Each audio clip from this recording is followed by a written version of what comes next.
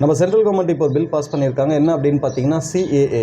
It means citizenship amendment act, குடியுரிமை சட்ட திருத்தம். இப்போ இதை பற்றி தான் நம்ம பார்க்க போகிறோம். ஆக்சுவலி இதனால் என்ன ப்ளஸ் இருக்குது, என்ன மைனஸ் இருக்குது, இதெல்லாம் நாம் சொல்ல போகிறதில்ல. என்ன நடக்குதோ, என்ன பப்ளிக்கில் வெளியில் என்ன நடக்குதோ இதை பற்றி மட்டும்தான் நான் உங்களுக்கு எக்ஸ்பிளைன் பண்ண போகிறேன். நம்ம எந்த ஸ்டாண்டர்ட் எடுக்க போகிறதில்ல. இந்த வீடியோ முடிஞ்சதுக்கப்புறமா இதில் ப்ளஸ் இருக்குது, மைனஸ் இருக்கா, இது எந்த அளவுக்கு அட்வான்டேஜ், எந்த அளவுக்கு டிஸ்அட்வான்டேஜ்ன்றது நீங்கள் கமெண்ட்டில் சொல்லுங்கள். ஓகேங்களா? நம்ம இப்போ யாருக்கு சாதமாகவும் பேசலை. ஜஸ்ட் இந்த மாதிரி ஒரு விஷயம் அங்கே நடந்துகிட்ருக்கு, அது என்னோடய சப்ஸ்கிரைபருக்கு சொல்லணும், அதை நான் சொல்ல போகிறேன். That's it. Okay, come let's go to the content.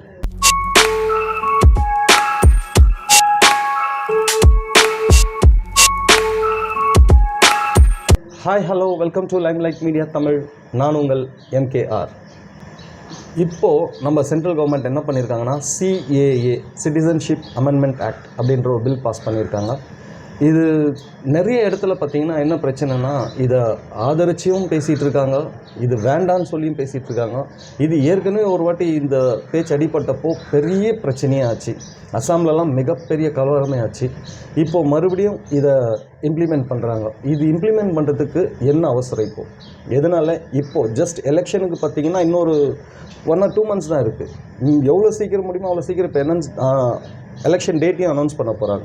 So அப்படி இருக்கும்போது இந்த டைமில் இவ்வளோ அவசரமாக இந்த அமெண்ட்மெண்ட் பில்லை எதுக்கு பாஸ் பண்ணாங்க அப்படின்னா அதுக்கு ஒரு ரீசன் இருக்குது. என்ன அப்படின்னு பார்த்தீங்கன்னா, ஆல்ரெடி அவங்களோட தேர்தல் வாக்குறுதியில் அவங்க சொல்லியிருக்கிற ஒரு விஷயந்தான் இது.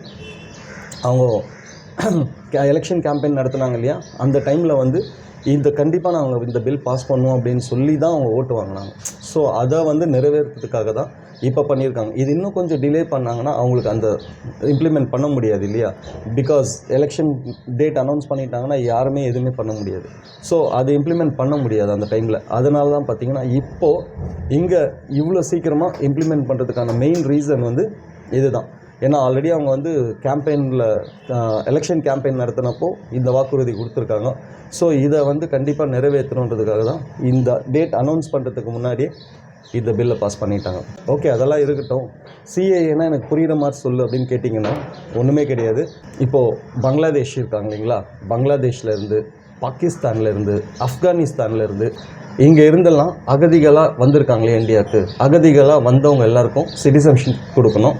அந்த சிட்டிசன்ஷிப் எந்த அடிப்படையில் கொடுக்கணும் அப்படின்னு பார்த்தீங்கன்னா 6 yearsக்கு மேலே தங்கி இருக்கிறவங்க, அதாவது கிறிஸ்டியன்ஸ், ஹிந்துஸ், கிறிஸ்டியன்ஸ், புத்திஸ்ட், இந்த மாதிரி என்னென்ன ரிலீஜன்ஸ் இருக்கோ இவங்க எல்லாம் 6 yearsக்கு மேலே இந்தியாவில் தங்கி இருந்தாங்கன்னா அவங்களுக்கு சிட்டிசன்ஷிப் கேரண்டி. அதே மாதிரி முஸ்லீம்ஸ்க்கு பார்த்திங்கன்னா இதில் முஸ்லீம்ஸை மென்ஷன் பண்ணல, அதுதான் இங்கே பிரச்சனையே. முஸ்லீம்ஸை மென்ஷன் பண்ணல. பட் முஸ்லீம்ஸ்க்கு என்ன ரூல்னால், அப்போ முஸ்லீம்ஸ்லாம் இருக்கக்கூடாதா, முஸ்லீம்ஸ்லாம் போய்ட்டுமானா அப்படி இல்லை. 11 yearsக்கு மேலே இங்கே இருக்கிறவங்க சிட்டிசன்ஷிப்பை கன்ஃபார்ம் பண்ணிக்கலாம், 11 yearsக்கு மேலே இருக்கிறவங்க. ஸோ இதுதான் இதை பற்றி. ஏன் இதுக்காக பார்த்திங்கன்னா இப்போது நிறைய பேர் ப்ரொட்டஸ்ட் பண்ணிகிட்ருக்காங்க, நிறைய பிரச்சனை போயிட்டு இருக்குது. அஸ்ஸாம்லலாம் பயங்கரமான பிரச்சனை போயிட்டு இருந்தது.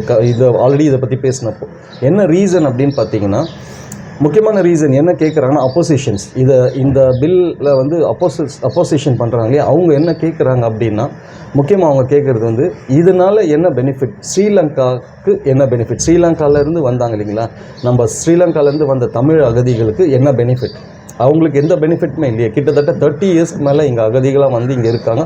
நம்ம இந்தியாவில் நிறைய இடத்துல, அது முக்கியமாக தமிழ்நாட்டில் நிறைய இடத்துல ஸ்ரீலங்கன் ரெஃப்யூஜிஸ் கேம்ப் நிறைய இடத்துல இருக்குது. ஸோ இவங்களுக்கு எந்த பெனிஃபிட்ஸுமே இல்லையே, முதல் விஷயம். இன்னொரு விஷயம் என்னென்னு பார்த்தீங்கன்னா, அஸ்ஸாமில் இது ஒரு பெரிய பிரச்சனையாகவே போயிட்டுருக்குது. என்ன அப்படின்னா, இங்கே எங்களுக்கே வேலை இல்லை, எங்களுக்கே இங்கே இருக்க இடம் இல்லை, நிறைய பிரச்சனை இங்கேயே போயிட்டுருக்கு. நீங்கள் இப்போ இங்கேருந்து வந்தவங்களுக்கெல்லாம், பங்களாதேஷ்லேருந்து வந்தவங்களுக்கெல்லாம் நீங்கள் சிட்டிசன்ஷிப் கொடுத்தீங்கன்னா அப்போ எங்களோட நிலைமைனா, அப்போ எங்களுக்கு கிடைக்க வேண்டிய ஆப்பர்ச்சுனிட்டிஸ், எங்களுக்கு கிடைக்க வேண்டிய ஜாப், இதெல்லாமே அவங்க எடுத்துகிட்டு போனாங்கன்னா அப்போ எங்கள் நிலைமைனா, இத்தனை காலமாக இங்கே இருக்கிற எங்கள் நிலைமைனான்றது அவங்களோட பிரச்சனை.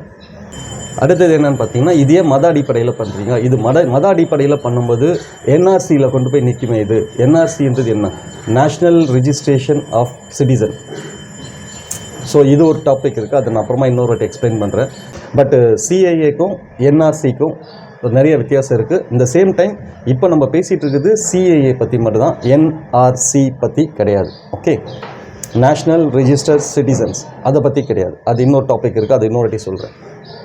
ஸோ அப்போ இதனால் முஸ்லீம்ஸ் பாதிக்கப்படுவாங்களே அப்படின்றது தான் இங்கே நிறைய பேரோட ஆர்குமெண்ட்டாக இருக்குது. பட் இதுக்கெல்லாம் சென்ட்ரல் கவர்மெண்ட் என்ன சொல்கிறாங்கன்னா, முஸ்லீம்ஸ் இதனால் எந்த விதத்துலையும் பாதிக்கப்பட மாட்டாங்க, அதுக்கு நாங்கள் கேரண்டி. இந்த சேம் டைம் இது வந்து இப்போது பங்களாதேஷ், பாகிஸ்தான் அண்டு ஆப்கானிஸ்தான் இங்கெல்லாம் பார்த்திங்கன்னா அதிகமாக மெஜாரிட்டி ஆஃப் பீப்புள் யார்?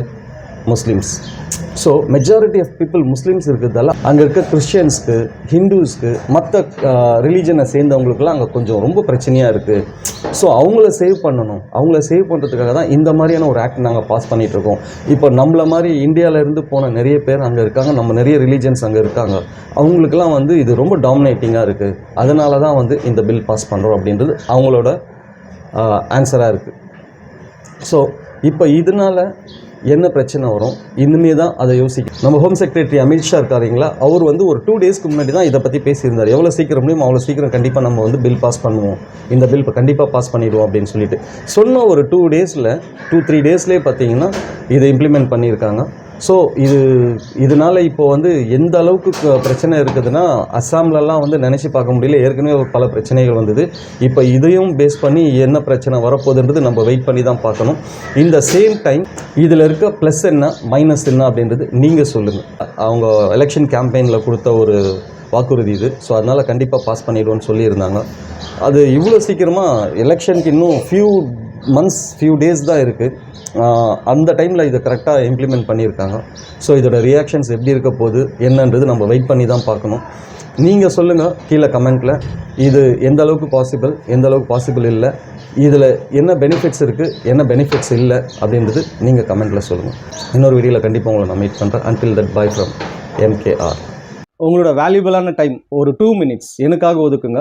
ஒரு முக்கியமான இன்ஃபர்மேஷன் உங்ககிட்ட ஷேர் பண்ண வேண்டியது இருக்குது. என்னால் முடிஞ்சுது. ஒரு நாளைக்கு ஒருத்தருக்கு ஒரு வேளை சாப்பாடு வாங்கி கொடுக்குறதோ, இல்லை ஒரு குழந்தைக்கு ஒரு நோட்டோ பெண்ணோ வாங்கி கொடுக்குறதோ, இல்லை ஒருத்தருக்கு உடம்பு சரியில்லை ஹாஸ்பிட்டல் போகணும், முடியாதவங்க இல்லாதவங்கன்னா ஒரு 500, 200, 300 கொடுக்குறதோ, இந்த மாதிரி சின்ன சின்ன உதவிகள் நான் பண்ணிட்டு தான் இருக்கேன் இன்னைக்கு வரைக்கும். இது நான் மட்டும் இல்லை, என்ன மாதிரி என்ன இருக்கிற ஒவ்வொருத்தருமே இதை பண்ணிட்டு தான் இருக்காங்க. இது சின்ன சின்ன உதவியாக தனிப்பட்ட முறையில் நம்ம எல்லாரும் தனித்தனியாக செய்துட்டு இருந்தோம். இப்போ நம்ம எல்லாரும் சேர்ந்து செய்யலான்னு சொல்கிறேன். வேற ஒன்றுமே கிடையாது. அதுக்கு நீங்கள் பண்ண வேண்டியதெல்லாம் காசோ பணமோ இல்லை, உங்களோட சப்ஸ்கிரைப் பண்ணுங்க. நம்ம சேனலில் முடிஞ்ச வரைக்கும் எவ்வளோ சீக்கிரம் முடியுமோ அவ்வளோ சீக்கிரம் 1 மில்லியன் சப்ஸ்கிரைபரை ரீச் ஆகும்போது, நிச்சயமாக 1 மில்லியன் சப்ஸ்கிரைபர் ரீச் ஆகிற அன்னைக்கு ஒவ்வொரு நாளும் நம்ம யாராருக்கெல்லாம் என்னென்ன ஹெல்ப் பண்ணுறோம், என்னென்ன செய்கிறோன்றது உங்களுக்கு வீடியோவாக நான் போஸ்ட் பண்ணிகிட்டே இருப்பேன்.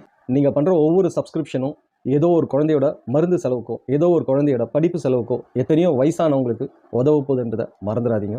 ஏதாவது ஒரு நல்லது இந்த சொசைட்டிக்கு பண்ணணும் அப்படின்னு நினைக்கிற ஒவ்வொருத்தருமே நம்ம சேனலை சப்ஸ்கிரைப் பண்ணணும்.